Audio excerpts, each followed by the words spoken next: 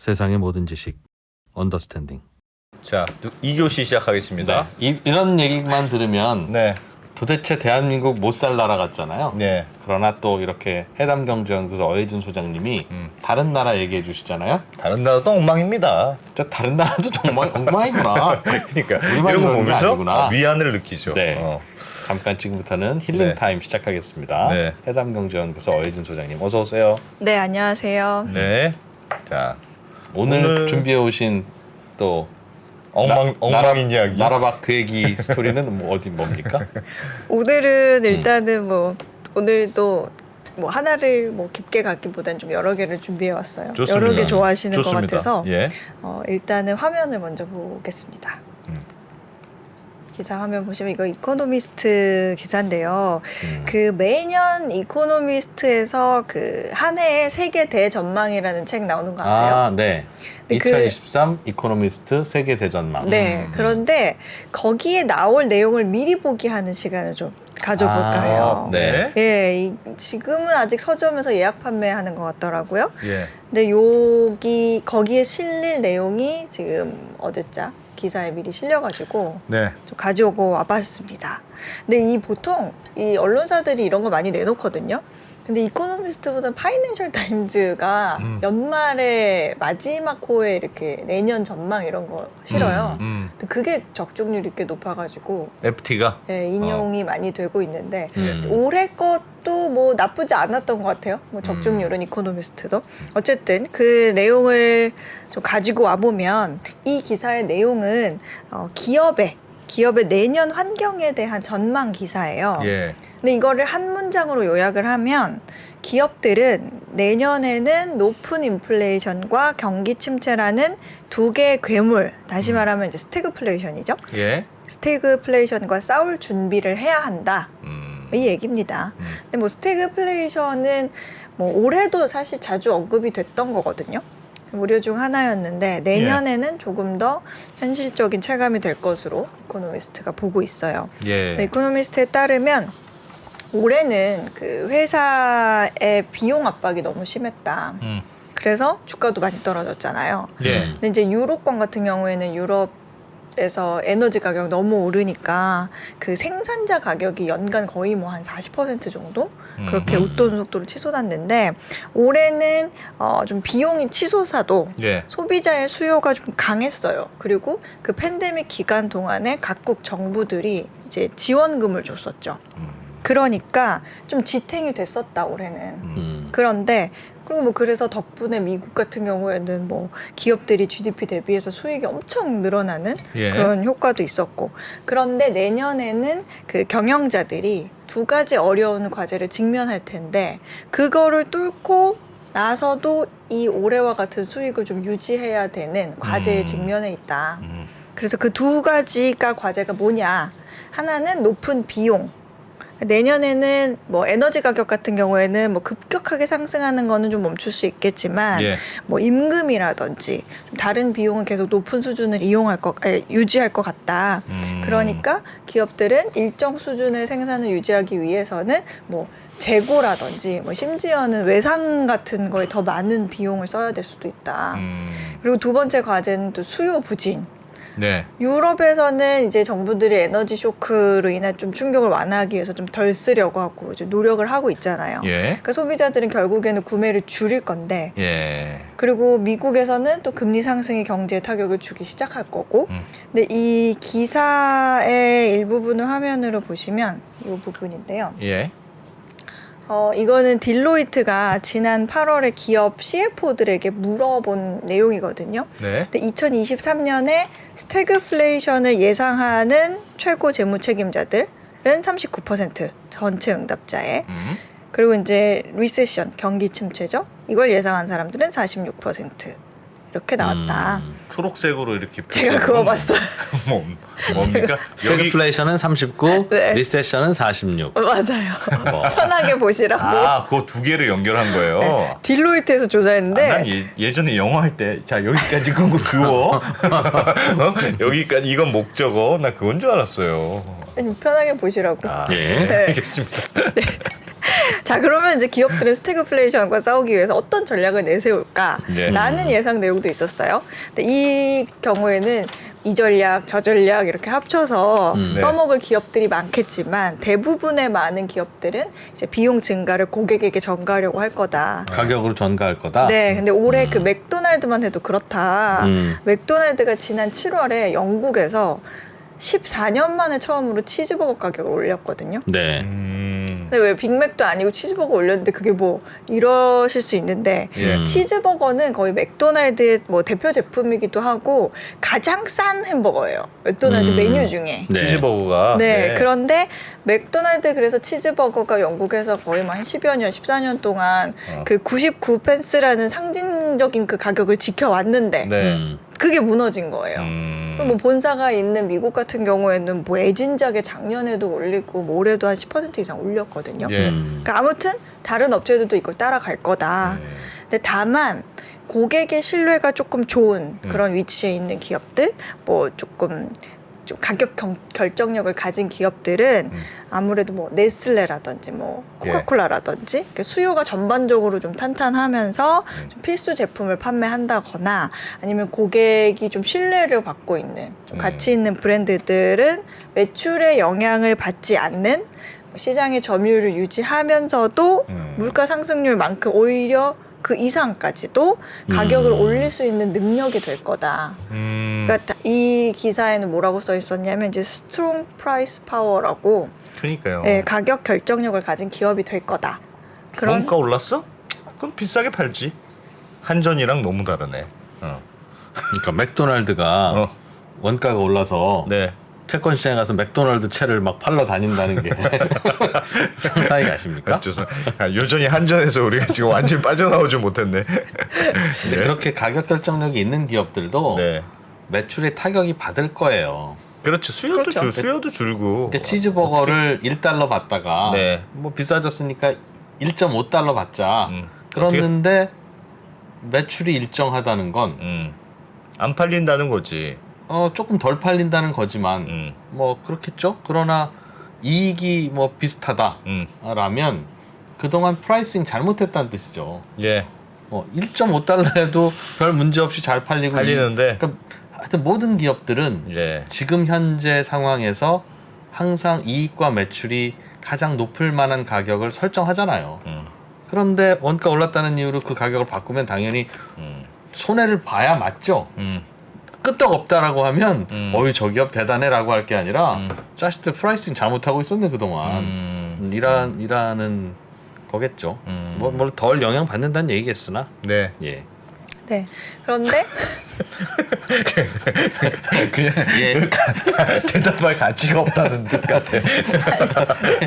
뭐 그런 이야기가 그런 이야기도 있다. 아니 제가 오늘 택시를 타고 왔는데 네. 멀미를 해가지고 네. 아직 벗어나지 못했습니다. 알겠습니다. 네. 다들 이해하시겠지만 네. 이게 점점 사람이 나이를 먹잖아요. 네.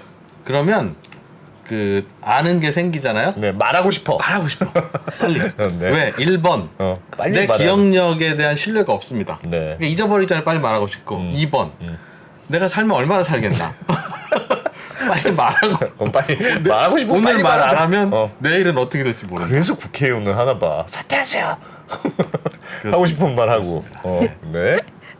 어쨌든 뭐 그런 가격 결정력을 가진 기업이 있을 거고 예. 그렇지 못한 기업들은 뭐 그대로 가격을 유지하면서도 뭐 예를 들어서 초코바가 조금 같은 가격인데 좀 작아졌어. 왜 이렇게 좀 짧아진 것 같지? 뭐 약간 이런 식으로 좀 사이즈를 줄이는 그 수축 인플레이션이라고 슈링크플레이션이라고 하는데 그런 전략을 사용할 거다. 예. 또는 좀 효율성을 높이기 위해서 비용 삭감을 할 텐데 뭐 예를 들면 뭐 독일의 화학기업 중에 그 바스프라고 있는데 이 기업이 최근에 공급망을 재편을 했어요. 근데 이제 유럽의 천연가스 가격이 너무 비싸니까 경제성이 떨어지는 독일에서보다는 뭐 미국이라든지 벨기에 같은 데 가서 조금 에너지가 지역적인 비료용 암모니아를 생산하는 거예요. 예. 암모니아 천연가스를 원재료로 하잖아요. 예. 그러니까 그런 식으로 바꾼다든지 아니면 또 하나 비용을 줄이기 위한 좀 가장 피곤한 일은 그 노동자의 임금 문제인데 여기도 이제 생활비가 오르니까 뭐 미국이라든지 유럽이라든지 지금 계속 임금 인상 요구하고 있거든요. 그런데 이거는 아무래도 내년에도 합의가 어려울 거다. 예. 오히려 해고의 위협이 있다. 지금 벌써 시작됐잖아요. 예. 그래서 이 PW가 조사한 자료에 따르면 올해 중반 기준이긴 한데 미국 기업 중에 절반이 인력 감축을 계획하고 있다고 하더라. 이런 거를 다 종합했을 때 그럼에도 불구하고 일부 기업은 이런 환경에서도 다른 기업보다 좀 더 나은 모습으로 등장을 할 건데 우리 한번 보자. 우리 전투를 한번 시작해보자. 이런 식으로 마무리를 했거든요. 제가 오늘 들은 얘기인데 네. 미국에서 요즘 정리해고가 많다 하잖아요. 네. 이런저런 하도 정리해고가 많은데 정리해고에 굉장히 약한 고리가 외국인 노동자라는 거예요. 예를 그쵸. 들면 한국 사람. 근데 미국 시민권이 없어. 그러면 미국에 가 있어서 그 기업이 이제 그 체류를 보장해주는 그런 네. 비자를 받아서 있는 건데 그냥 제일 자르기 좋은 대상이라서 네. 외국인들을 중심으로 그렇게 많이 자른다는 비공식적인 얘기가 있어요. 그래서 잘리면 한국 돌아가야 되는데 약간 부끄러워. 나 지금 어디 다닌다고 얘기했는데 갑자기 네. 어느 날 잘렸어. 그래서 어떻게 알아보려고 하는데 다른 일자리도 잘 없고 지금 미국에서 지금 취업난이 한국인들 취업난이 난리다. 제가 오늘 들은 얘기인데 요즘 미국은 구인난 아니에요? 아니 근데 자꾸 잘리고 있으니까 요즘 정리해고를 계속 하고 있어요. 정리해고.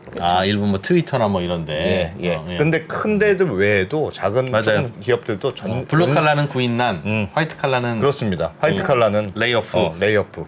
근데 이게 지금도 그런지는 모르겠는데 외국인 같은 경우에는 비자를 해줘야 되잖아요. 예. 그러니까 그런 비용 때문에 골치 아파서 가장 1순위일 수밖에 없다.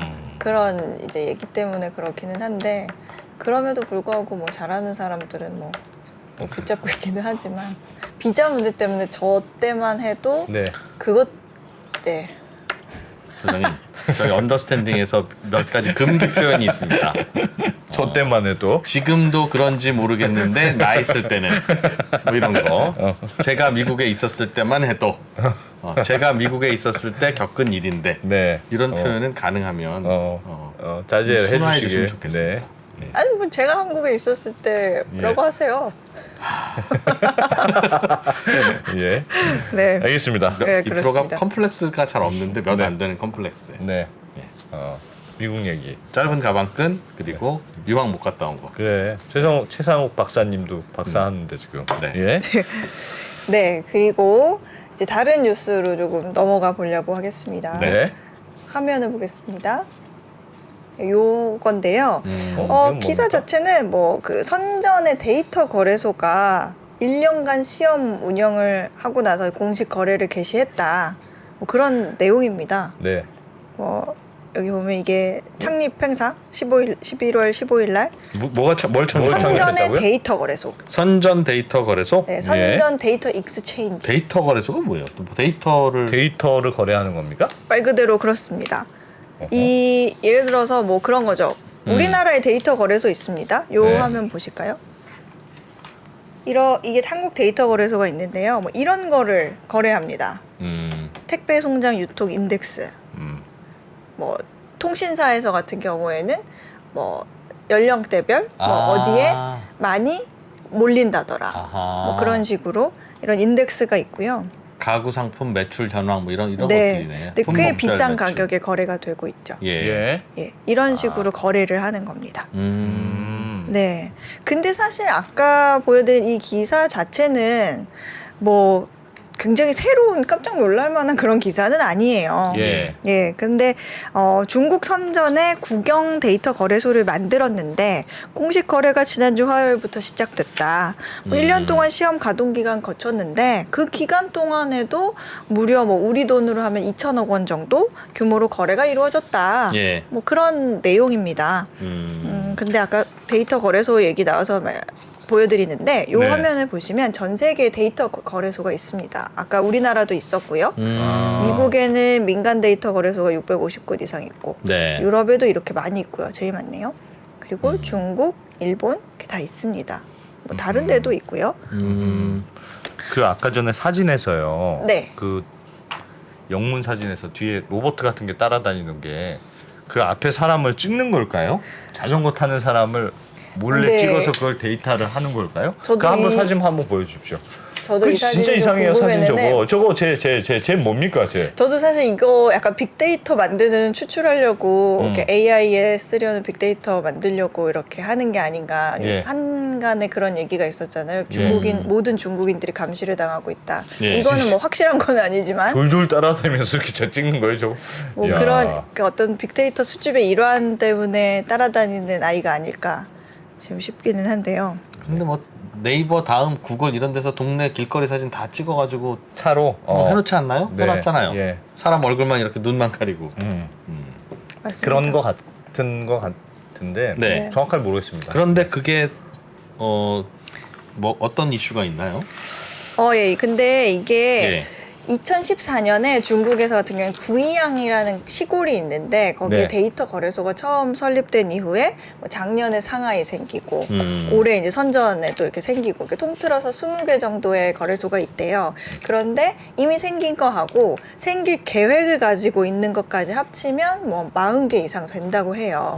뭐 기업에서 하는 것도 있고 뭐 대부분 뭐 국영 예. 네, 지방 정부 차원이 많은데 이게 지금 작년부터 중국 정부가 드라이브를 굉장히 강하게 걸어서 중국의 데이터 거래소 자체라는 부분에 있어서는 한국에 별로 언급된 부분이 없는 것 같아가지고 한번 짚고 가면 좋을 것 같아서 이 예. 기사가 나온 김에 한번 얘기를 해볼까 하고 가지고 와봤어요. 예. 근데 사실 아까도 말씀드렸지만 데이터 거래라고 하면 쉽게 말해서 뭐 내가 사업을 하든지 하면서 생성된 누적된 통계라든지 그런 자료를 돈을 받고 파는 거예요. 예. 사고.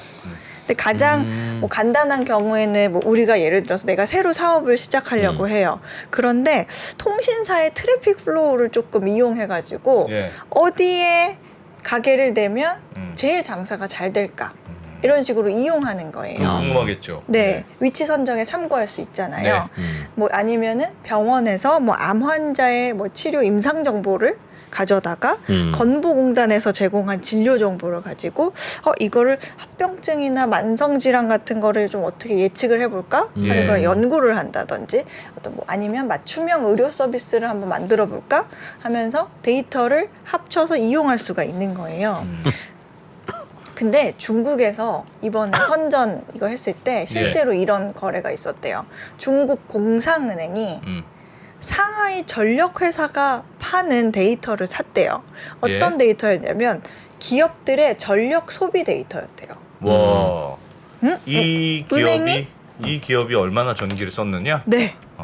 그걸 가지고 뭘 쓰려고? 그러니까 기업이 대출을 하러 왔을 때 네. 신뢰성을 평가하는 데 썼다는 거예요. 공장이 얼마나 잘 돌아가는지 아는 그렇죠. 거죠. 전력 사용량이 매우 안정적이거나 아니면 점점점 증가한다거나 예. 그런 기업들은 뭐 꾸준히 사업이 잘 되는구나. 야근을 많이 시킨다거나. 이 회사는 야근을 너무 많이 시켜. 어쨌든 뭐 전력 사용량을 좀 건전성을 나타내는 지표로 좀 여기고 예. 그렇게 보니까 뭐 그런 식으로 샀다. 뭐 이런 식으로도 데이터 거래가 있을 수 있고. 예. 근데 중국 데이터 거래소는 어떤 내가 뭘 하고 싶은데 무슨 데이터가 있으면 좋을지 모르는 사람들이 아직 많잖아요. 그러니까 구매자의 니즈에 따라서 가장 유용한 데이터를 찾아서 제공해 줄 수 있는 브로커들이 있어서 이 예. 사람들이 결국에 나중에 그 역할을 하게 될 거다. 그런 얘기도 있어요. 근데 이제 우리가 이번 기사를 통해서 알고 넘어가면 좋은 거는 데이터에 대한 중국의 진심이에요. 예. 이거는 궁서체입니다. 중국 궁서체예요. 완전 궁서체예요. 그러니까 중국이 그 데이터 거래 산업을 어떻게 생각하고 있는지 그 얘기를 잠깐 추가로 해드리면 예. 일단은 중국은 데이터라는 부분에서 굉장히 제일 유리하겠죠. 인구가 많으니까. 그리고 모을 때 뭐 규제도 많지 않다면서요? 네, 아무래도 그 중국 국민들이 개인 정보를 이용하는 거에 대해서 상대적으로 좀 관대한 것 같아요. 그렇대요. 네. 제도만 그런 게 아니고 중국 사람들도 예를 들면 전국을 우리가 CCTV로 다 찍어가면서 예. 범죄자를 찾아내려고 하는데 어떻게 생각하십니까? 그럼 우린 난리 나지. 찬성! 당신 반대야? 뭐 꿀리는 짓 하는 거 있어? 음. 죄 안 지으면 되잖아. 지금 저한테 물어보시고 그런 놀랬잖아요. 그런다는 거예요. 예. 근데 중국은 약간 그렇게 바라본다. 네, 그게 그 설문조사도 있었거든요. 예. 근데 예를 들어서 뭐 중국 응답자의 한 47% 정도는 만약에 당신의 개인 정보를 가지고 우리가 뭔가 개인화된 프라이빗 서비스라든지 뭔가 그런 어떤 거래 조건을 만들려고 한다면 주시겠습니까? 그럼 오케이 써. 써요? 뭐 그렇게 47%가 응답했는데 네. 뭐 미국이라든지 뭐 유럽 쪽에서는 뭐 한 25%에서 한 35% 정도 좀 그 상대적으로 조금 낮은. 그러니까 중국이 조금 더 상대적으로 관대한 면이 조금 있다. 관대한 걸까요? 아니면 익숙해진 걸까요? 좋은 지적이시네요. 근데 그렇게 협조를 해야 데이터 산업이 발전하는 건 맞잖아요. 예, 그렇죠. 또 웨스턴 컨트리들처럼 다들 프라이버시 지키려고 하면 무슨 데이터가 모아지겠습니까? 데이터 산업 발전하기 어렵죠.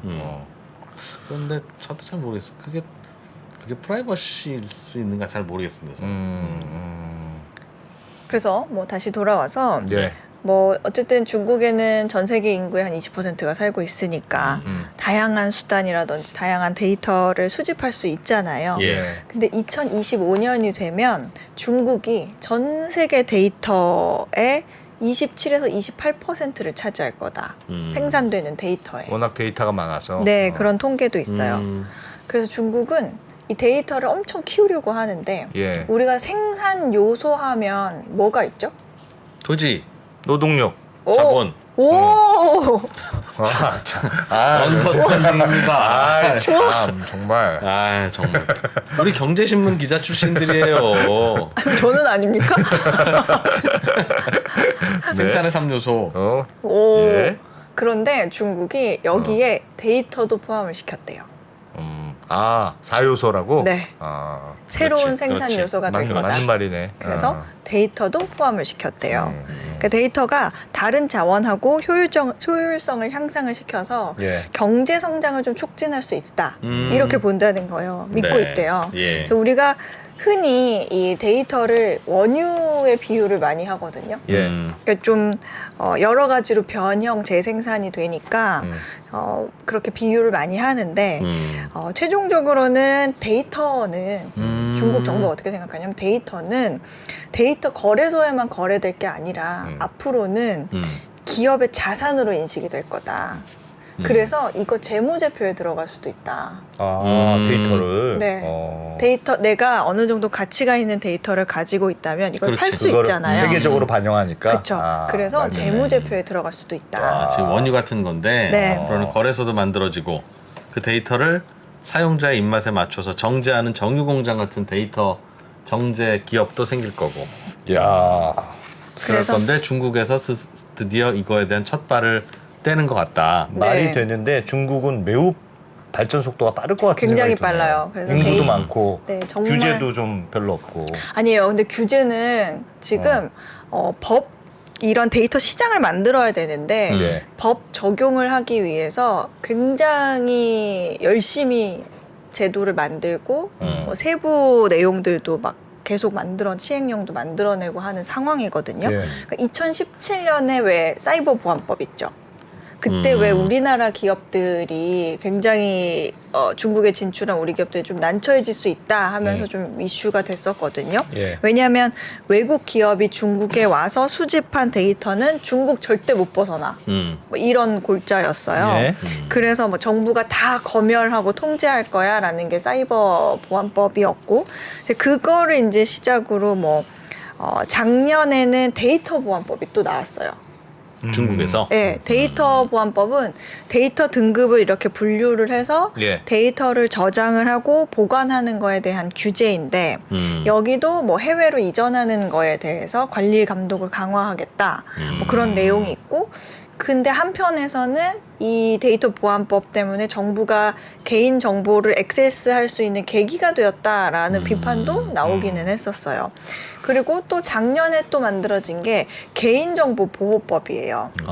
네. 그런데 이거는 약간 중국의 이미지와는 좀 의외이기도 한데 개인의 동의 없이 정보를 수집하거나 이용하는 거를 금지하는 예. 그런 개인 정보에 관한 규제 내용을 거의 뭐 종합 선물 세트처럼 막 이렇게 해서 그 우리나라 기업들이 중국의 데이터를 이용하는 우리나라 기업들이 이거 우리가 개인정보법에 적용되는 사업에 해당됩니까? 라는 예. 질문들이 굉장히 많았었거든요.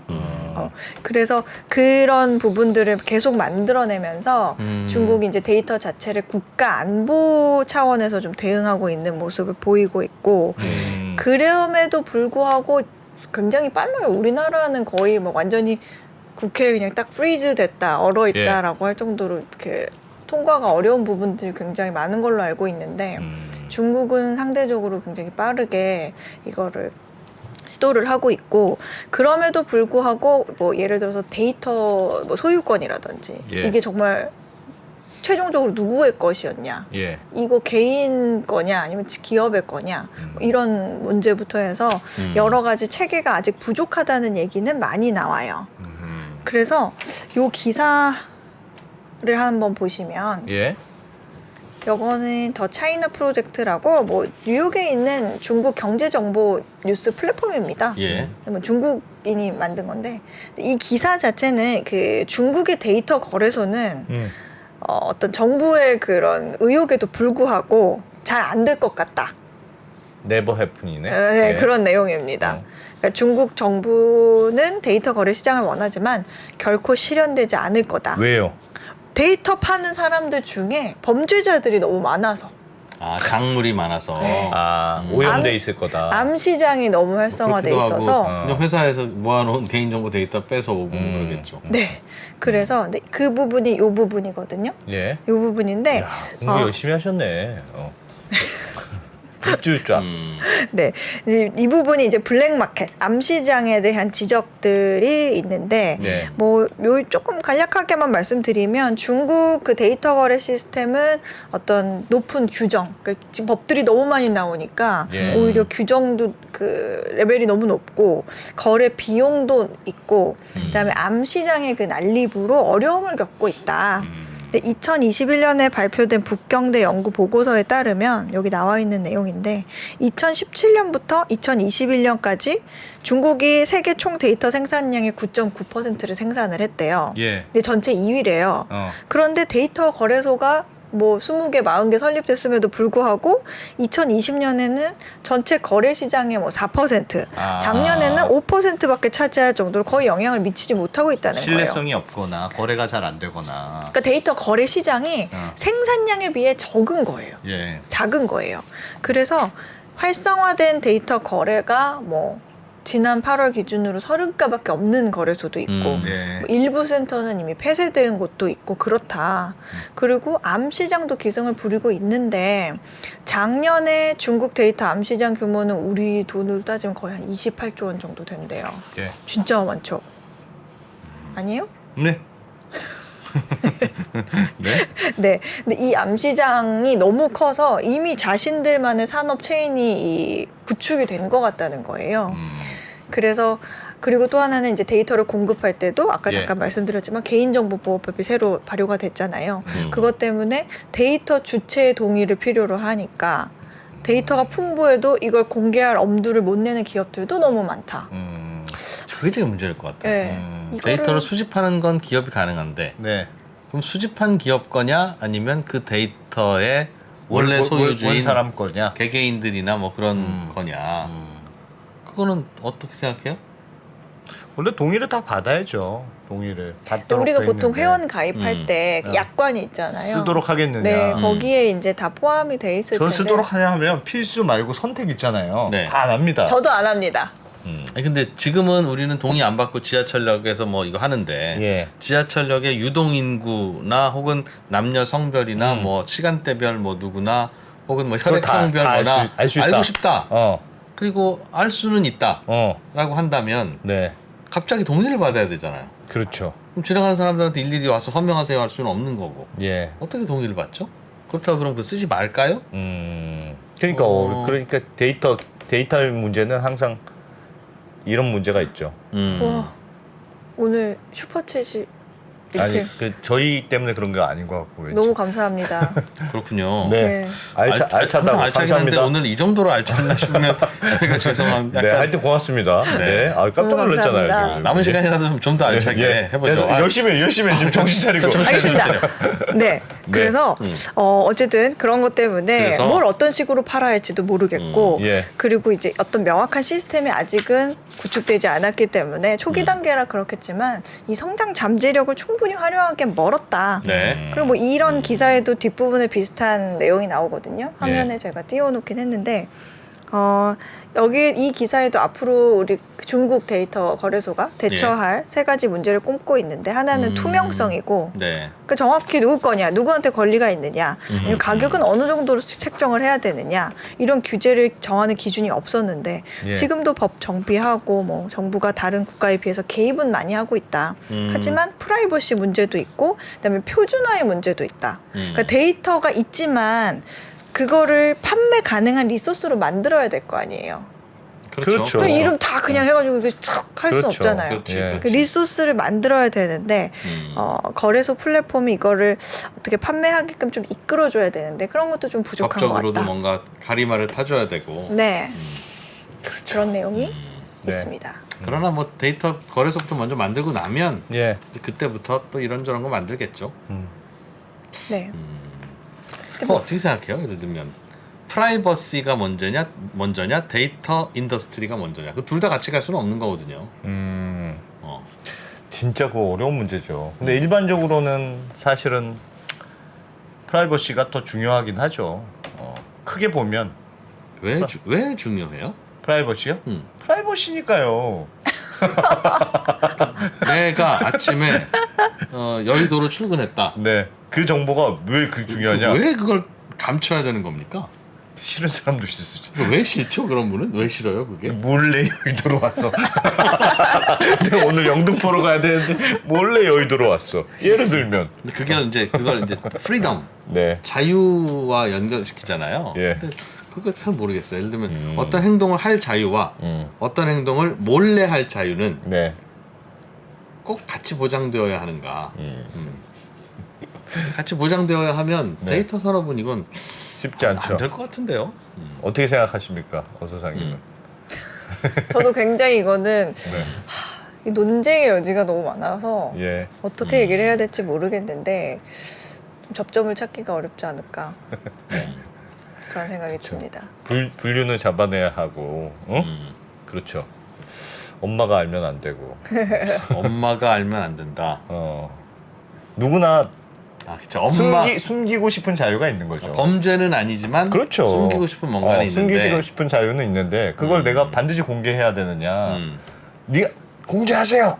할 수는 없잖아요. 너 아침에 어디 갔는지 공개해. 사퇴하세요. 그럴 수는 없지 않습니까? 그럼 그것과 데이터 산업의 발전을 서로 그냥 그럼 아니 그래서 할수 있다. 데이터 산업을 발전시켜서 프라이버시도 지키고 데이터 산업을 지키려고 딱 그런 익명화 작업이라는 걸 하잖아요. 네. 이 사람이 이 사람인지 모르게 하자. 그렇죠. 뭐 그런 작업들을 해서 프라이버시는 지키고 데이터도 할 수 있는 방법들을 뭐 여러 가지 연구를 많이 하죠. 그래서 하여튼 뭐 그런 정답이 있는 건 아닙니다. 네. 그러나 그거가 거래되기 시작하면 네. 꽤 자산이 있을 수 있죠, 그죠? 기업의 밸류에이션도 달라질 거고. 중요한 문제죠. 네. 근데 좀 국내에서 우리도 좀 찾아보니까 해야 되겠네요. 네. 그 중국 데이터 거래소 얘기는 거의 없더라고요. 예. 그래서 하면 좋겠다 해서 알겠습니다. 준비를 해왔고요. 예. 그리고 예. 다음 뉴스는 뉴스를 보시기 전에 예. 제가 퀴즈를 하나 또 내겠습니다. 무슨 퀴즈를 해요? 와. 그런데 우리 지금 실시간 채팅방에 있는 분 네. 중에 제가 한 분 콕 집어서 질문을 할게요. 예.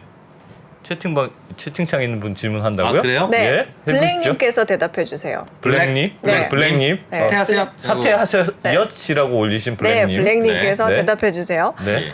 말레이시아 국왕은 네. 총리를 임명할 수 있는 권한이 있을까요? 없을까요? 말레이시아 국왕은 총리를 임명할 수 있는 권한이 있다 없다. 있다 없다. 블랙님 대답해 주시죠. 블랙님 대답해 주세요. 블랙님 지금 보고 안 보고 계실 계십니까? 수도 제 있잖아요. 생각에는 네. 국왕이 저요? 저요 하시고 계십니다. 국왕이 총리를 일반적으로 할 수 있지 않습니까? 네가 총리해라고 하는 겁니까? 아니면 어떤 절차에서 뽑힌 총리에 대해서 인준을 할 수 있다는 겁니까? 그 영국은 그렇게 하잖아요. 누가 뽑아. 내가 고를 수 있다. 아, 네, 국왕이 마음에 내가 들면 너 골라서 총리해 임명할 수 있다. 그거 그건 어려울까? 못할- 어려울 못할 것 것 같은데요. 같습니다. 그거- 요즘 같은 때는. 모르겠다. 정답은 모르겠습니다. 네, 네. 블랙님 답을 했는데 있다. 정답. 아, 블랙님 맞추셨어요? 박수. 너무 한번 빨리 주세요. 올라가죠. 야. 왜 블랙님한테만 물어봅니까? 하여튼 여기 모여 있는 분들은 어, 참 나빠. 다 알아. 몰라서 보는 게 아니라 오늘은 저놈들 어디 틀린 얘기 안 하나. 국왕이 임명할 수 있다고요? 있다요? 있어요. 와. 있어요. 군주제 아닙니까 거기? 입헌 자. 군주제 맞을 거잖아요. 그럼 그 궁금증을 해결하기 위해 화면을 보시죠. 네, 뭐 아, 있다. 네. 있다. 네. Explainer. Who is Malaysia's king? And why is 말레이시아 he from the 국왕이 front? 누구래요? 왜 네. 그 사람이 총리를 뽑고 있대요? 네. 그런 제목이에요. 아, 말레이시아 국왕이 어. 총리를 뽑았군요. 본인이 그냥. 네. 그래서 도대체 말레이시아는 왕이 누구야? 어. 그런 네. 이 사진 속의 인물이 현재 말레이시아 국왕 압둘라예요. 아, 왕이에요. 알 술탄 압둘라 국왕. 음흠. 예. 근데 말레이시아가 지난 주말에 총선을 했어요. 근데 참고로 이번 총선은 그 선거 연령을 21살에서 18살로 이제 거의 획기적으로 낮추면서 네. 진짜 많은 젊은 사람들이 투표를 했고 거의 뭐 투표율 전체도 한 74%에 가까운 결과를 냈어요. 네. 근데 정치적 혼란이 지금 말레이시아가 너무 심해가지고 야 이거를 빨리 끝내자 해서 실시한 조기 총선이에요. 네. 그런데 결과를 보니까 열어보니 음. 더 혼란스러워. 예. 아, 과반 의석을 차지한 정당이 없어요? 네. 말레이시아는 영국과 같은 그 의원 내각제예요. 그러니까 총선을 이렇게 해서 과반 의석을 차지한 정당에서 총리가 나옵니다. 네. 그죠? 그런데 이번 선거는 과반 의석을 차지한 정당이 없었어요. 화면을 예. 보실까요? 선거 사상 처음이에요. 아, 예. 어떤 색깔이든 과반을 해야 되는데 전체 의석이 220개인데 네. 그럼 112개 112 이상 해야 되는데. 예, 그런데 음. 지금 PH당이 아. 83석, 음. 그다음에 73개, 30개 이렇게 되죠. 아니 그러니까 연정을 해야지. 연정하면 되잖아요. 셋이 묶든 어. 둘이 묶든. 네. 들어보세요. 예. 그래서 근데 이 PH당은 지난 총선에서 과반 이상을 획득한 당인데 예. 이 모양이 됐어요. 30석을 차지한 BN 그 약자예요. 네. BN당은 지난 60년간 집권했던 말레이시아의 보수 기득권을 대표한 어쩌다 정당이거든요. 저렇게 됐네. 근데 예. 부패 사건 때문에 아. 국민들의 지지를 잃고 거의 대패를 했죠. 예. 그러니까 엉망진창이에요 지금. 네. 근데 이 연립내각 구성하면 되겠죠. 예. 근데 얘하고 이해하고 라이벌 관계예요. 1등, 2등이 라이벌이다. 1등, 2등은 싫어. 그럼 네. 연임대가 안 되겠네. 그럼 1등, 3등. 그래서- 134나 뭐 234가 묶어야 되겠네요. 근데 이 당이 나 연정 구성 시도하려는 정당 지지 안 할 거야. 아, 나 이번에 연정에 빠질 거야. 나는 무조건 독고다이야. 네, 어디를 안 거부 붙어. 의사를 밝혔어요. 네. 그래서 PH당이 근데 야 우리 연정 과반 확보했어. 이렇게 주장을 하니까 PN당이 우리도 과반 확보했어. 둘 중에 누군가 거짓말을 하고 있는 거죠. 아, 비엔이 빠지니까 네, 근데 그럼 나머지 서로- 군소정당들을 묶으면 서로 막 주장을 둘 다 하는데 연정을 해서 112를 얻기는 어렵다. 그런데 둘 다 사실이 아닌 걸로 아, 뻥친 걸로? 보여져서 국왕이 결국엔 중간에 나서가지고 두 분께서 정말 대통합을 해서 한번 국가를 하나로 만들어 보시지 않겠습니까? 예. 아, 1등, 2등 보고 너희들이 합쳐라. 네. 아하. 그랬더니 이제 그 PH당 같은 경우에는 인종, 종교, 지역 면에서 좀 포괄적이고 강력한 정부를 구성하고 싶습니다 하고 애둘러서 얘기를 했고 예. 그리고 PN당 같은 경우에는 싫은데요? 싫어요. 싫다고요. 네. 그렇게 얘기를 하면서 둘 다 싫다. 네. 이거 정말 총체적 난국이니까 총리를 뽑을 수가 없잖아요. 야. 그래서 국왕이 안 되겠다. 그냥 내가 뽑을게. 아. 해서 이제 내일쯤 뭐 이번 주 안에 총리를 누구 뽑을지를 정할 것 같다라는 뉴스예요. 아까 예. 그 뉴스가. 제가 지금 보니까 원래 영국도 네. 국왕이 임명할 수 있는 권한은 있는데 있긴 있어요. 근데 옛날에도 이게 한번 그렇게 한 적 있어. 관습적으로 의회에서 뽑히면 그 사람은 그냥 임명하는 걸로 형식적으로 절차만 갖추는데 그러니까 사실은 여기도 마찬가지네요. 그러니까 말레이시아 국왕도 그냥 원래는 정상적으로 뽑히면 그 사람은 그냥 형식적으로 임명만 해주면 되는데 네. 하도 개판이니까 개판이니까. 그냥 내가 임명하겠다 한 거네. 근데 이 말레이시아 국왕이 조금 재밌어요. 예. 말레이시아는 13개의 주가 있거든요. 예. 근데 이 중에서 9개 주에는 이제 대장이죠. 술탄, 뭐 아니면 라자라고 불리는 뭐 정치, 뭐 종교적 지도자가 있어요. 예. 근데 이 9명이서 돌아가면서 5년씩 국왕을 해요. 돌아가면서. 아 국왕도 아. 돌아가면서 합니까? 돌아가면서 해요. 근데 말레이시아가 그 영국에서 독립했을 때 각 주들 간에 이 분란을 좀 방지하고 좀 연방제 국가를 안정적으로 좀 가보자 해가지고 타협의 결과물이긴 한데 네. 예. 이제 말로는 이 9개 주의 통치자들이 회의를 거쳐서 선출을 합니다라고 말은 하지만 사실은 순번에 따라서 연장자순으로 이렇게 선출되는 아. 게 관행이에요. 왕을. 네, 그래서 지금 국왕은 파항이라는 주를 다스리는 술탄의 원래는 왕세자였거든요. 예. 근데 이제 아버지가 국왕이 될 차례인데 너무 연로하시고 아픈 거예요. 몸이 아픈 거예요. 그래서 빨리 지위를 승계받아가지고 이제 파항주를 다스리다가 국왕이 됐어요. 예. 근데 이제 말레이시아 국왕은 뭐 영국이나 일본처럼 좀 상징적인 존재라기보다는 헌법상으로 총리를 뽑을 수 있는 임명권이 있고 이제 과반수 의원의 신임을 받은 의원을 총리로 이제 임명을 하는 거죠. 네. 그런 권한이 있는데 그러니까 행정권이 조금 있는 사람인데 근데 그렇다고 이걸 쭉 써오지는 않았는데 이번까지 쓰면 3번째 쓰는 거예요. 이 사람이 왕이. 혼자서만. 아, 임명권을? 이분이? 네, 전체 아. 국왕 통틀어서 여태까지 2번 썼거든요. 예. 이 지금 국왕 시절에만 내가 2번 쓴 왕되고 나니까 거예요. 왜 맨날 선거하면 이렇게 파토가 나? 이게 그런 거네. 카드 한 장씩 모자라고. 그러면서 이제 지금 여러 음. 내용을 막 겪다가 예. 네, 지금 이렇게 좀 혼란스러운 상황에서 결국에는 국왕이 말레이시아 총리를 뽑으려고 한다. 그래서 나중에 뭐 술자리 같은 데 가셔가지고 예. 네, 총리 나왔다고 그것도 하면 내 마음에 아는 드는 척을. 저 녀석 아니라 그러면 의원들한테 다 물어본다는 뜻이네요. 다 그러니까. 물어봤대요 이번에. 아 국왕이. 그 아까 그 연정에 포함하지 않겠다, 들어가지 않겠다라고 한 30명의 그 당선된 의원들을 불러다가 아, 예. 너희들은 누가 누구- 총리가 됐으면 좋겠냐? 네, 그렇게 일일이 다 물어봤대요. 아, 다 물어보고 이제 지명은 내 맘대로 하고. 어허. 진정한 왕이네. 알겠습니다. 네. 네. 오늘은 뭐 여기까지 들을까요? 네, 시간이 말레이시아. 안 가나 했더니 뚝딱 가버렸네요 어느 네. 순간. 말레이시아 이야기까지.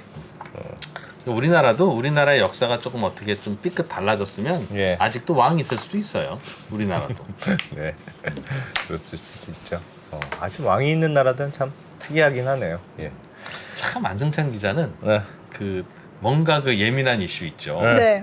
약간 그 요 얘기 커지면 정무적으로 약간은 문제 있는데 네. 라고 하는 거 아주 민감하게 캐치합니다. 뭘 비감하게 해치합니까? 당연한 거 아닙니까? 네. 대표님인데 야, 나는 당연한 말레이시아 왕 얘기 나왔길래 그거를 네. 생각 안 하시는 우리나라는 분. 왜 왕이 없지? 뭐 어. 그래서 한 얘긴데. 지난번에 그거 가지고 한참 혼났잖아요. 뭐죠? 우리나라 아니, 왕 뭐라고도 얘기, 왕 설명하지 얘기 마세요. 해가지고. 왕 이야기?